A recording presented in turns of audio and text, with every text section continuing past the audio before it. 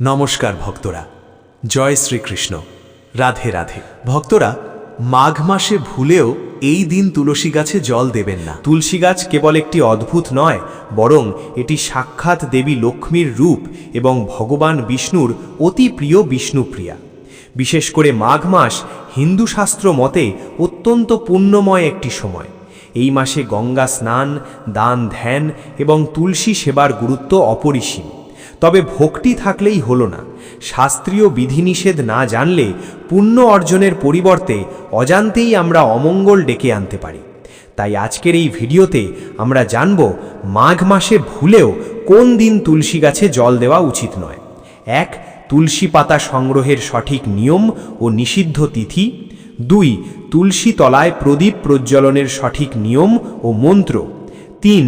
বাস্তুশাস্ত্র অনুযায়ী তুলসী গাছের অবস্থান ও নিষিদ্ধ কাজ। 4.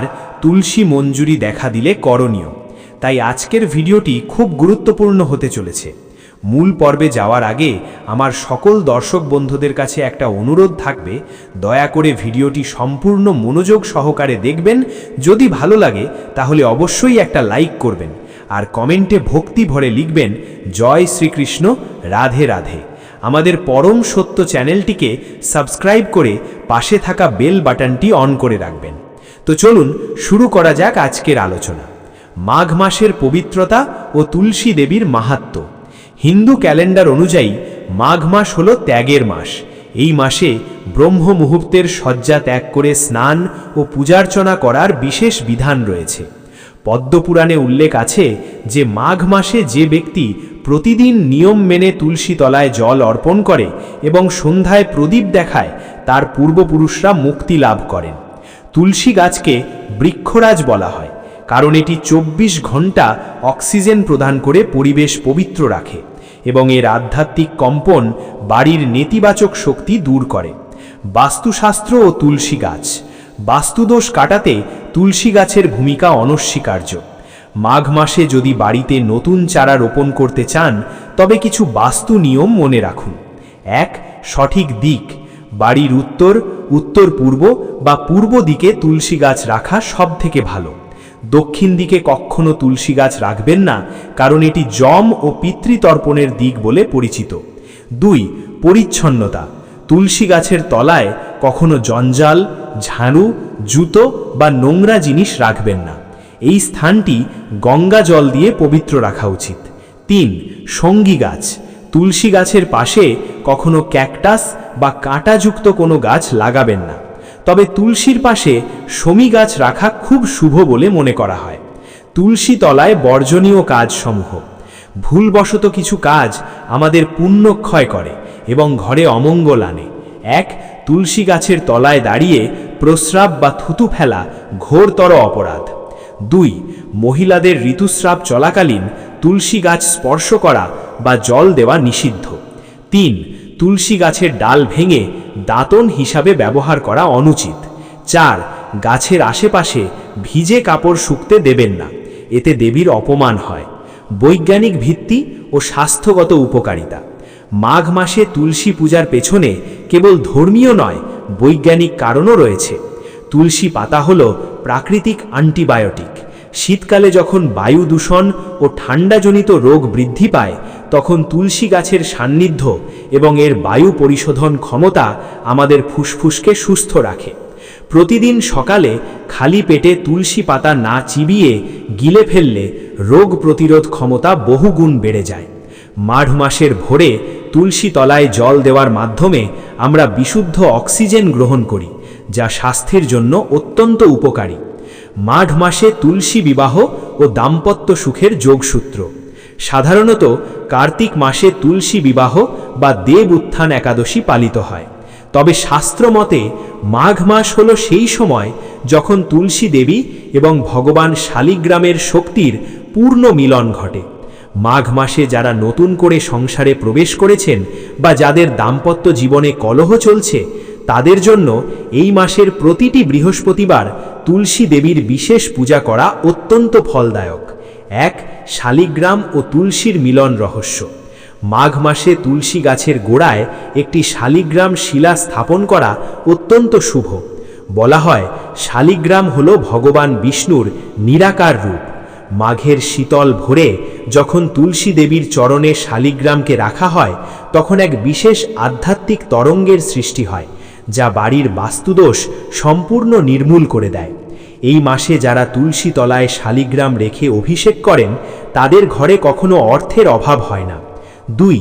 অবিবাহিতদের জন্য বিশেষ প্রতিকার। যাদের বিবাহে বাধা আসছে, তারা মাঘ মাসে প্রতিদিন স্নান সেরে একটি হলুদ সুতো তুলসী গাছের চারদিকে 7 বার প্রদক্ষিণ করে বেঁধে দিন।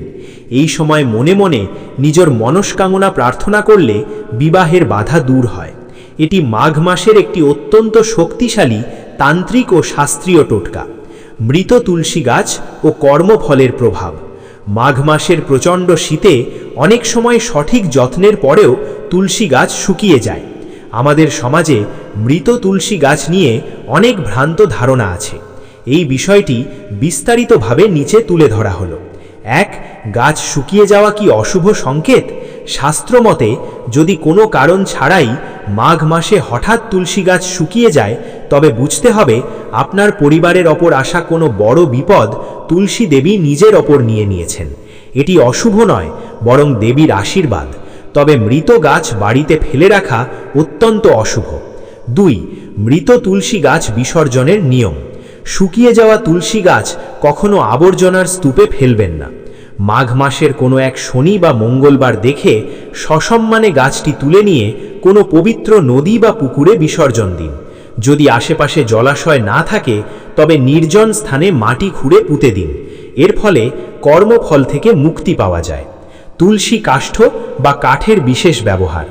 মাঘ মাসে তুলসী সেবা করতে গিয়ে যদি কোনো ডাল শুকিয়ে পুড়ে থাকে, তবে সেই শুকনো কাঠ সংগ্রহ করা অত্যন্ত পুণ্যের কাজ।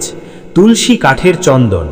মাঘ মাসে স্নানের পর শুকনো তুলসী কাঠ ঘষে কপালে তিলক কাটলে মন শান্ত থাকে এবং একাগ্রতা বৃদ্ধি পায়। এটি ছাত্রছাত্রীদের জন্য অত্যন্ত উপকারী। অশুভ শক্তি বিনাশ। মনে করা হয় মাঘ মাসে যে বাড়িতে শুকনো তুলসী কাঠ প্রদীপের আগুনের সংস্পর্শে আনা হয়, সেই বাড়িতে কোনো প্রকার প্রেতাত্মা বা নেতিবাচক শক্তি প্রবেশ করতে পারে না। মাঘ মাসে তুলসী তর্পণ ও পিতৃপুরুষদের মুক্তি। অনেকেই জানেন না যে মাঘ মাসে তুলসী গাছের মাধ্যমে পিতৃপুরুষদেরও তর্পণ করা যায়।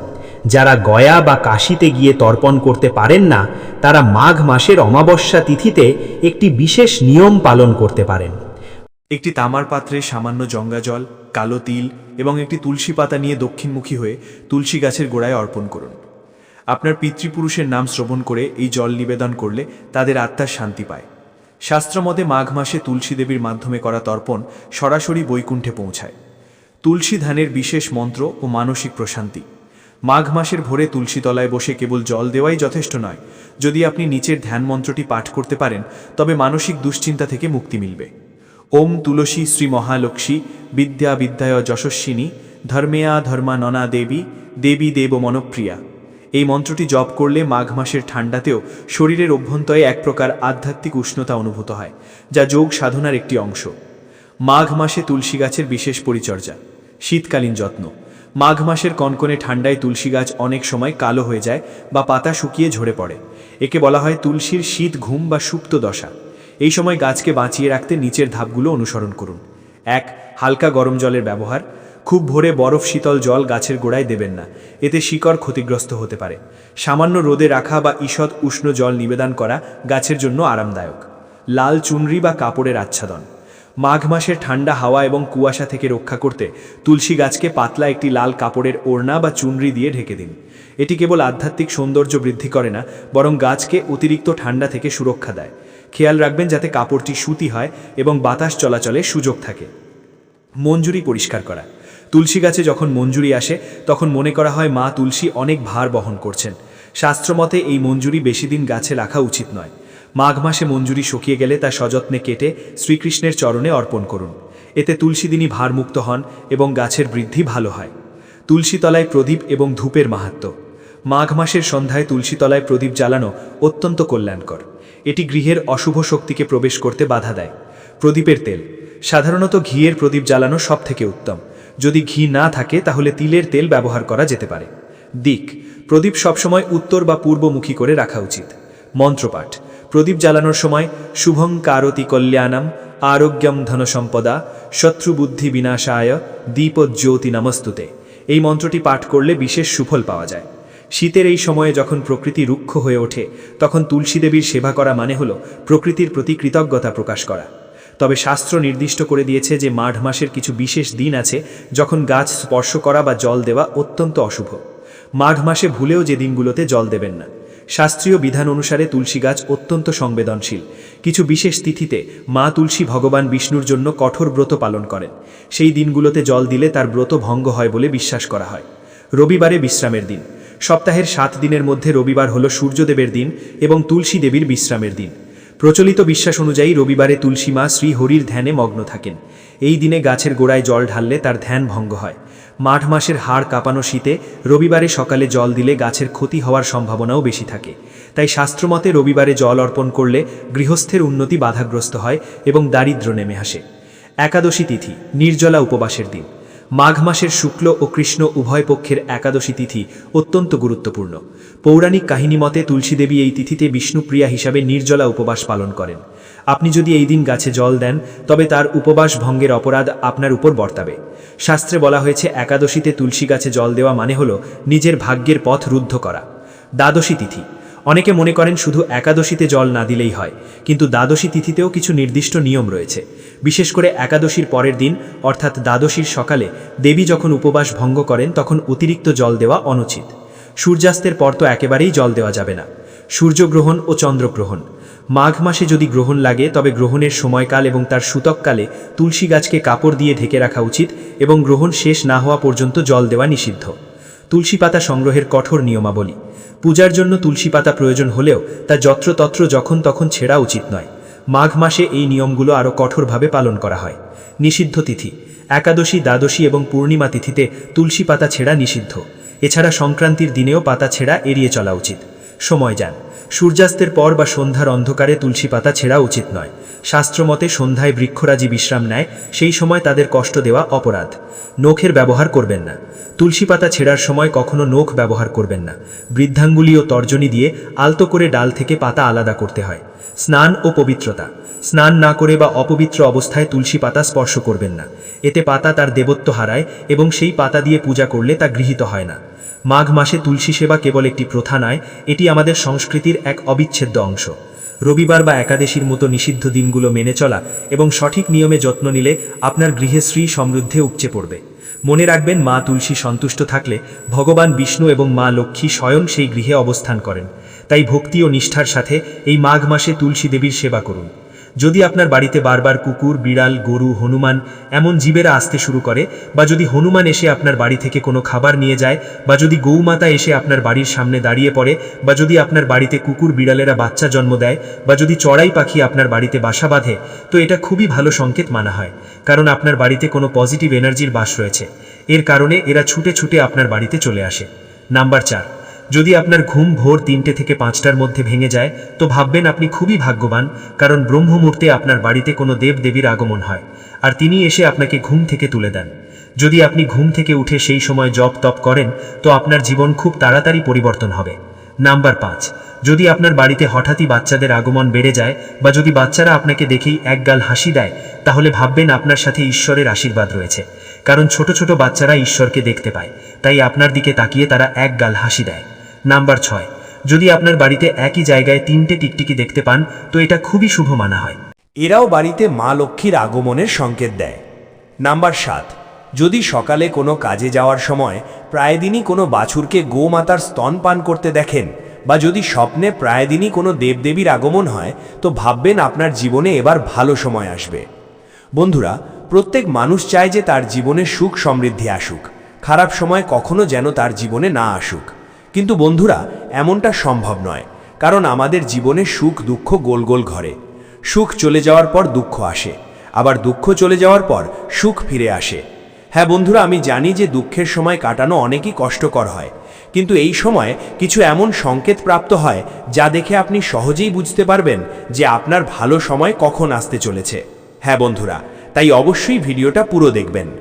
নাম্বার 1, যদি পুজো করার সময় আপনার চোখ দিয়ে জল পড়তে শুরু করে বা পুজো করার সময় যদি আপনার মনে হয় যে তিনি আপনাকে দেখে হাসছেন, তো এটা খুবই ভালো সংকেত মানা হয়। এর মানে ঈশ্বর আপনার উপর খুবই প্রসন্ন আর আপনার জীবনে ভালো সময় খুব তাড়াতাড়ি আসবে। নাম্বার 2, যদি আপনার বাড়িতে হঠাৎই কালো পিঁপড়ের আগমন বেড়ে যায়, তো বুঝবেন যে আপনার বাড়িতে মা লক্ষ্মীর আগমন হবে, ফলে টাকা পয়সা জনিত কোনো রকম সমস্যা আপনার জীবনে আর থাকবে না। তাই অবশ্যই বন্ধুরা পিঁপড়েদের প্রণাম করে আটাতে চিনি মিশিয়ে তাদের খেতে দিন। নাম্বার 3, যদি আপনার বাড়িতে বারবার কুকুর, বিড়াল, গরু, হনুমান এমন জীবেরা আসতে শুরু করে, বা যদি হনুমান এসে আপনার বাড়ি থেকে কোনো খাবার নিয়ে যায়, বা যদি গোমাতা এসে আপনার বাড়ির সামনে দাঁড়িয়ে পড়ে, বা যদি আপনার বাড়িতে কুকুর বিড়ালেরা বাচ্চা জন্ম দেয়, বা যদি চড়াই পাখি আপনার বাড়িতে বাসা বাঁধে, তো এটা খুবই ভালো সংকেত মানা হয়, কারণ আপনার বাড়িতে কোনো পজিটিভ এনার্জির বাস রয়েছে। এর কারণে এরা ছুটে ছুটে আপনার বাড়িতে চলে আসে। নাম্বার 4, যদি আপনার ঘুম ভোর 3টে থেকে 5টার মধ্যে ভেঙে যায়, তো ভাববেন আপনি খুবই ভাগ্যবান, কারণ ব্রহ্ম মুহূর্তে আপনার বাড়িতে কোনো দেবদেবীর আগমন হয় আর তিনি এসে আপনাকে ঘুম থেকে তুলে দেন। যদি আপনি ঘুম থেকে উঠে সেই সময় জপ তপ করেন, তো আপনার জীবন খুব তাড়াতাড়ি পরিবর্তন হবে। নাম্বার 5, যদি আপনার বাড়িতে হঠাৎই বাচ্চাদের আগমন বেড়ে যায়, বা যদি বাচ্চারা আপনাকে দেখেই একগাল হাসি দেয়, তাহলে ভাববেন আপনার সাথে ঈশ্বরের আশীর্বাদ রয়েছে, কারণ ছোট ছোট বাচ্চারা ঈশ্বরকে দেখতে পায়, তাই আপনার দিকে তাকিয়ে তারা একগাল হাসি দেয়। নাম্বার 6, যদি আপনার বাড়িতে একই জায়গায় 3টে টিকটিকি দেখতে পান, তো এটা খুবই শুভ মানা হয়, এরাও বাড়িতে মা লক্ষ্মীর আগমনের সংকেত দেয়। নাম্বার 7, যদি সকালে কোনো কাজে যাওয়ার সময় প্রায় দিন কোনো বাছুরকে গোমাতার স্তন পান করতে দেখেন, বা যদি স্বপ্নে প্রায় দিনই কোনো দেবদেবীর আগমন হয়, তো ভাববেন আপনার জীবনে এবার ভালো সময় আসবে। প্রিয় বন্ধুরা, ভিডিওটি দেখে যদি ভালো লেগে থাকে এবং উপকৃত হয়ে থাকেন, তাহলে অবশ্যই একটি লাইক করবেন, এতে আমরা নতুন ভিডিও বানানোর জন্য অনুপ্রেরণা পাই। আর কমেন্টে শ্রদ্ধা ও ভক্তি ভরে একবার অবশ্যই লিখবেন জয় শ্রীকৃষ্ণ, রাধে রাধে। এই রকম তথ্যমূলক ভিডিও নিয়মিত পেতে আমাদের পরম সত্য চ্যানেলটিকে সাবস্ক্রাইব করে পাশে থাকা বেল বাটনটি অন করে রাখবেন, যাতে এই রকম তথ্যমূলক গুরুত্বপূর্ণ ভিডিও আপনারা নিয়মিত দেখতে পারেন। সকলে ভালো থাকবেন, সুস্থ থাকবেন, আপনার উপর ঈশ্বরের কৃপা সদা বর্ষিত হোক। জয় শ্রীকৃষ্ণ, রাধে রাধে।